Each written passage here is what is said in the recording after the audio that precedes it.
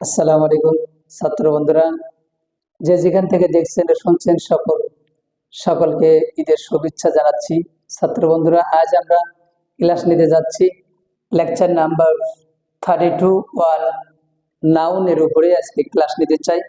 Perfect English grammar and কম্পোজিশনের unit number 6 lesson 1 এর উপরে আজকে ক্লাস নিতে চাই। ছাত্র বন্ধুরা, প্রথম যে বিষয়টা হচ্ছে নাউন ডেফিনেশনটা খুবই দরকার। What is the definition of noun? Noun কি? Noun is a naming word. Noun হলো একটা নামবাচক কোনো একটা বিষয়ের নাম। Noun is a naming word. Noun, every name of noun, every name is noun. প্রতিটা নামই হলো নাম। ওকে, নাউন। তাহলে নাউন অর্থ হচ্ছে নাম বা বিশেষ্য, নামবাচক শব্দকে বলা হয় নাউন। ওকে, নাউন বেশ কয়েক প্রকারের আছে, মেনলি 5 টাইপস হতে পারে নাউন। এটা হচ্ছে proper noun, common noun, collective noun, material noun and abstract noun. ছাত্র বন্ধুরা, সব থেকে বেশি গুরুত্বপূর্ণ হচ্ছে প্রপার নাউন, নাম্বার 1, 1 নাম্বার। এখানে বেশ কয়েকটা বিষয়ের নামকে প্রপার নাউন বলা হয়। একটা হচ্ছে person name, place name, animals name, country name, things, material, quality and condition. এগুলাকেই প্রপার নাউন বলা হয়।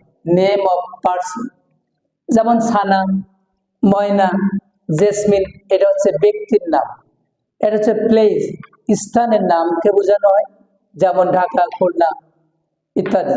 যেমন এরপর আছে animals, tiger, lion, etc. Country, Bangladesh, India, China, England, etc. Thing, যে কোনো বস্তু হতে পারে, যে কোনো বস্তু হতে পারে। এখানে কোনো বস্তু বলতে এখানে কোনো ফ্রুট, ফলকে হতে পারে ম্যাঙ্গো। ওকে, জ্যাকফ্রুট। ওকে, বল, বুকস, থিংস, এগুলা ম্যাটেরিয়াল। ম্যাটেরিয়াল পদার্থ, যেমন গোল্ড। ওকে, সিলভার, আয়ন। ওকে, কোয়ালিটি, কোয়ালিটি যেমন কাইন্ডনেস, অনেস্টি, কোয়ালিটি। কন্ডিশন, অবস্থা, যেমন পভার্টি, এটা হচ্ছে অবস্থা, কন্ডিশন। ওকে, রিচ, ধনী, এটা হচ্ছে কন্ডিশন। এই যে অবস্থা, এগুলোকে বলা হচ্ছে প্রপার নাউন। ওকে, কমন নাউন, কমন নাউন মূলত জিনিসের কমন একটা নামকে বোঝানো হবে। এখানে একজনকে না বুঝিয়ে, এখানে যেমন the old R respected by one, এখানে ব্যক্তি, বস্তু অথবা কোনো বিষয়টাকে কমন কোনো নামকে বোঝানো হয়। যেমন দ্য ওল্ড, সকল বৃদ্ধকে বোঝানো হয়, the old R respected by one. এখানে ওল্ড বলতে কমন একটা, সকল বৃদ্ধ লোকের একটা কমন একটা নাম আছে, এটা হচ্ছে old.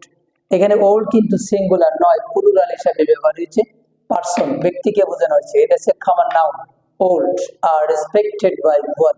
Yes, collective noun, collective নাউনকে বোঝানো, কালেকটিভ বলতে বোঝাচ্ছে কমপ্লিট হোলকে বোঝানো, একজনকে না বোঝায় সকলকে বোঝানো হবে, একটা বৃহত্তর দলকে বোঝানো হবে।